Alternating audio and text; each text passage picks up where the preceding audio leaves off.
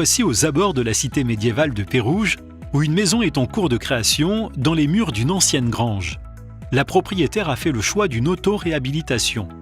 Seuls les murs en pisé ont été conservés, la toiture a été entièrement refaite, des ouvertures et des cloisons ont été créées afin d'aménager les espaces. D'une surface de 88 mètres carrés sur 2 étages, la maison disposera après travaux d'une isolation performante, de fenêtres double vitrage, d'un système de chauffage par granulés de bois et d'une ventilation double flux.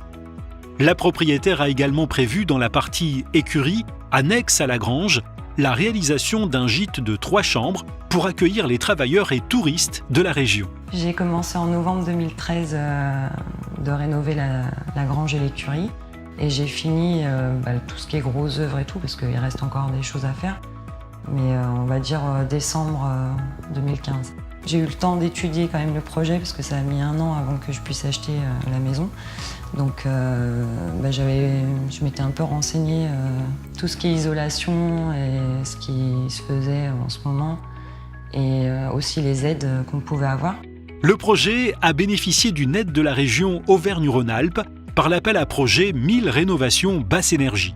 Avec une consommation énergétique estimée de 86 kWh au mètre carré par an, les besoins en chauffage seront faibles.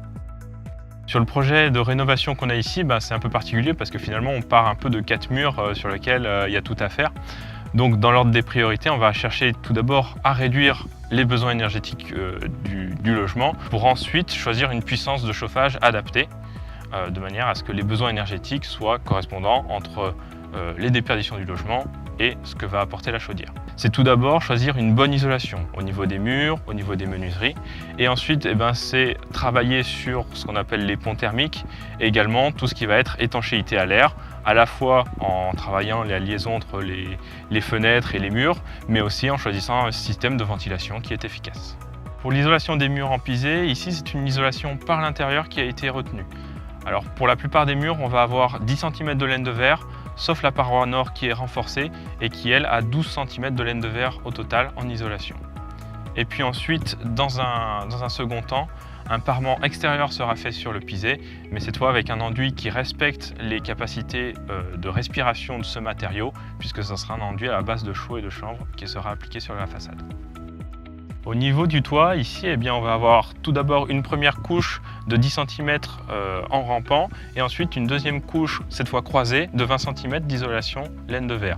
Ce qui nous fait qu'au total, on a 30 cm d'isolation, le tout avec une membrane pour avoir une bonne étanchéité à l'air. Au niveau des menuiseries, on a fait le choix ici d'avoir du double vitrage avec une lame d'air entre les 2 vitres de 20 mm. Sachant que cette lame d'air possède un remplissage argon, un gaz qui permet de réduire les émissions à travers cette paroi.